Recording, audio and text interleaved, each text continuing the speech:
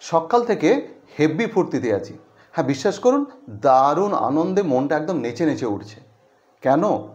আসলে আজ সকালে ঘুম ভাঙার কিছুক্ষণ পরে হঠাৎ করে একটা মাইকের আওয়াজ কানে এসে লাগলো।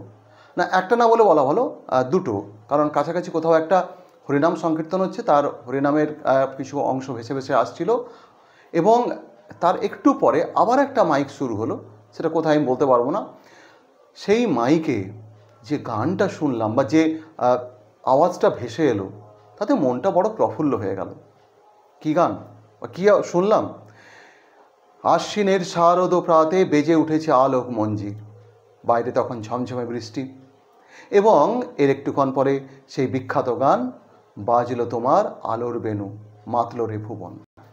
এটাই হচ্ছে এবং হয়ে চলেছে, এবং এটা ক্রমবর্ধমান হারে হয়ে চলেছে। ইনফ্যাক্ট আমাদের মধ্যে বেশ কিছু উজবুক ধরনের মানুষ থাকেন যারা বোঝেন না যে এই গানগুলোর একটা বিশেষ উপলক্ষ রয়েছে। বাঙালির সবচেয়ে বড় উৎসবের মুখবন্ধ তৈরি করে, সেই উৎসবের মূল সুরটাকে বেঁধে দেয় এই গানগুলো। এই গানগুলোকে যখন তখন চালানো যায় না। শুধু এই বর্ষা বা ভরা বর্ষাতেই নয়, এই গানটাকে আমি চৈত্রের প্রখর রোদে শুনেছি, শীতের সময়েও শুনেছি। কারো বাড়িতে কোনো একটা পুজো হচ্ছে, সেখানে এই গান চালিয়ে দেওয়া হয়েছে।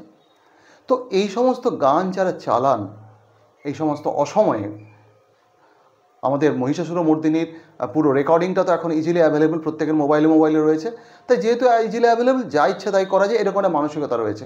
ইনফ্যাক্ট তারা হয়তো ভাবেনও না যে এই গানগুলো একটা বিশেষ উপলক্ষ ছাড়া এর প্রাসঙ্গিকতা নেই বা এটা চালানোটা ঠিক নয়। ইভেন পাশাপাশি লোকজন যারা শুনছেন তাদের মধ্যেও আমি হয়তো কাউকে বলতে শুনিনি, বা বলেন কিনা আমি জানি না। মানে যদি প্রতিবাদটা আসতো তাহলে কিন্তু এই ছাবলামিগুলো বন্ধ হতো।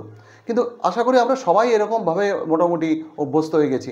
ইনফ্যাক্ট বাঙালিরা আমরা আজকাল না খুব গোদামার্কা হয়ে গেছে। আমাদের ফাইনার সেন্সিবিলিটিস, নর্মাল বোধবুদ্ধি, এগুলো কেমন সব ভোঁতা হয়ে গেছে। আমরা যেরকম অন্তহীন দুর্নীতিতে অভ্যস্ত হয়ে গেছি, তেমনিভাবে এই সমস্ত ছাবলামিতেও অভ্যস্ত হয়ে গেছি। ইনফ্যাক্ট এই গানগুলো বাঙালির আবেগের সঙ্গে জড়িয়ে থাকা, সবচেয়ে বড় উৎসবের সঙ্গে জড়িয়ে থাকা বিশেষ উপলক্ষে রচিত গান, এবং এই স্তোত্রপাঠ এর বিশেষ তাৎপর্য রয়েছে। এটা যারা চালাচ্ছেন তারা তো নিশ্চিতভাবেই জানেন না বা বোঝেন না। অ্যাকচুয়ালি প্রত্যেকের সময় রয়েছে, সব কিছু জিনিস একটা সময় রয়েছে। অসময়ে ফুলকপি খান, অসময়ে বাঁধাকপি খান, তাতে অসুবিধা নেই, সারা বছর ধরে এখন ওগুলো পাওয়া যায়। কিন্তু প্লিজ অসময়ে মহিষাসুরমর্দিনী চালাবেন না, মাথাটা বড্ড গরম হয়ে যায়। আর সেই গরম হয়ে যাওয়ার জন্য হয়তো কিছু কড়া কথা বলে ফেললাম, মার্জনা করবেন। কিন্তু এই অসময়ে মহিষাসুরমর্দিনী চালানোর রীতিটা বা অভ্যাসটা এবার বন্ধ হোক।